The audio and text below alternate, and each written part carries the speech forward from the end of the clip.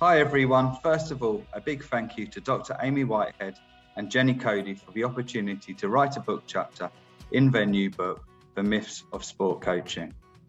The chapter Amy and Jenny asked us to write was to explore the myths of fundamental movement skills. In other words, the myths that surround how children learn to move.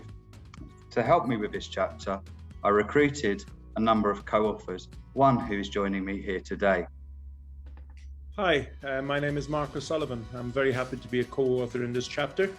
I am head of youth development at AIK Youth Football here in Stockholm in Sweden. I work as a coach. I educate coaches, parents and players, and I also help set up our research and development department in the club. I'm also doing a PhD through Sheffield Hallam University. In our chapter, we investigated how the idea of fundamental techniques or movement skills have uncritically been accepted and promoted in physical education and sport.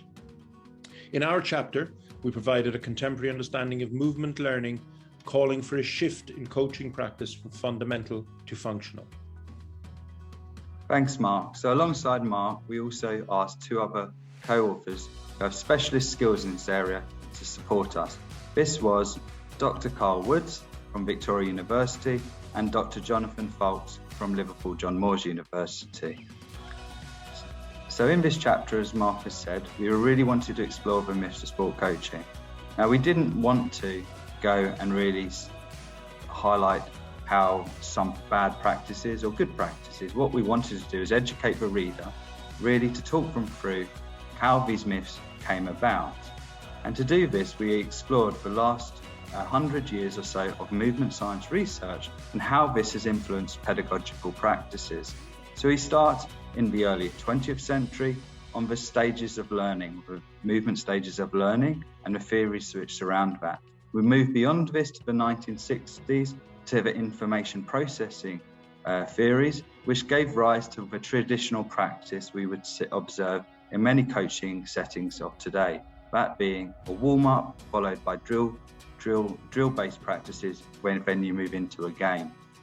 We finished the chapter really exploring our contemporary understanding of movement science and how it's taken a radical shift away from these more traditional practices. And in the very final stages of the chapter, we really explore with some case examples of what this looks like in practice. So I'll pass over to Mark to tell you a little bit about these. Thank you, James. As we mentioned earlier, our chapter calls for a shift in coaching practice from fundamental to functional. This shift is something we've been actively working with at AIK Youth Football here in Stockholm since 2017, where we encourage coaches to move away from reductionist applications to facilitating a more emergent functional relationship between the performer, task and environment as suggested in a constraints-led approach.